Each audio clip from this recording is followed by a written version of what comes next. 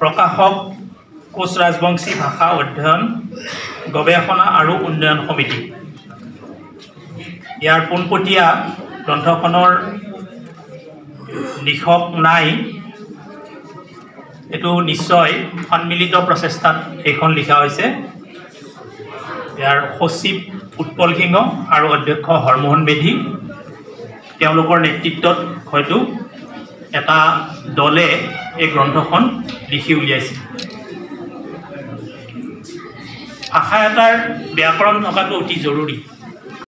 আৰম্ভ হ'ল আমাৰ ভাষা প্ৰায় এটা সুন্দৰভাৱে ঠনধৰীয়া উঠাৰ এটা প্ৰয়াস আৰম্ভ হৈছে। লিখিত ৰূপত তাৰ মান্য ভাষা এটা ৰূপ নোহোৱা হৈছে।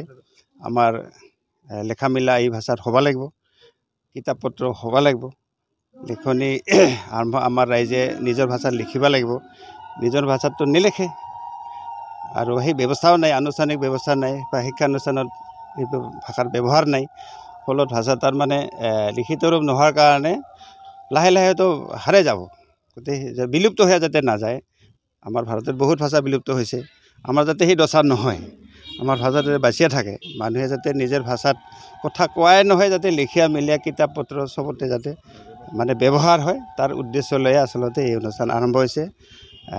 কষ্টৰ মাজেৰে আৰম্ভ হৈছে। প্ৰথম অৱস্থাত ভাষাৰ সাধনা কৰা বৰ কঠিন কাৰণে বহুত মানুহ একেবাৰে পোৱা নাযায়, লাহে লাহে ওলাইছে। আমি আশা কৰোঁ যে সুন্দৰভাৱে আগবাঢ়ি যাব। ভৱিষ্যতত কিবা পদক্ষেপ আছে। ব্যাকৰণ আজি ৰচনা হৈছে, এখন ব্যাকৰণ আজি এখন হ'ল, উন্মোচন আজি হ'ব। ইয়াৰ পাছত আমাৰ এখন অভিধানৰ কথা আছে, শব্দকোষৰ কথা আছে। অভিধানখন বনোৱাতেতো টাইম লাগিব, যি টাইম লাগিব, সময়টো লাগিবই, কাৰণ বহুত বস্তু খুচৰি ওলাব লাগিব, লিখিব লাগিব।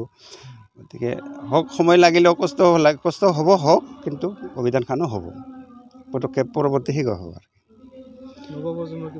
নৱপ্ৰজন্মৰ আহ্বান জনাওক, মাতৃভাষাক শ্ৰদ্ধা কৰক, মাতৃভাষাত নিজৰ হেৰিক ভাল কৰি গজগজীয়া কৰি মাতৃভাষাৰ উন্নতিৰ কাৰণে যুঁজ কৰক, ব্যৱহাৰ কৰক। অন্য ভাষা যেনেকৈ আগুৱাই গৈছে, নিজৰ ভাষাও যাব আগুৱাই, কিন্তু তাত নিজৰ সাধনাত এটা ব্ৰতী হ'ব লাগিব ৰাইজ। নিজে নতুন প্ৰজন্মক আহ্বান জনাম মই, হীনমান্যতাত ভুগিব নালাগে, নিজৰ মাতৃভাষাতেই নিজৰ সমস্তখিনি কাম কৰিব পৰা হৈ উঠিব। এতিয়া মই অনুৰোধ কৰোঁ নতুন প্ৰজন্মক।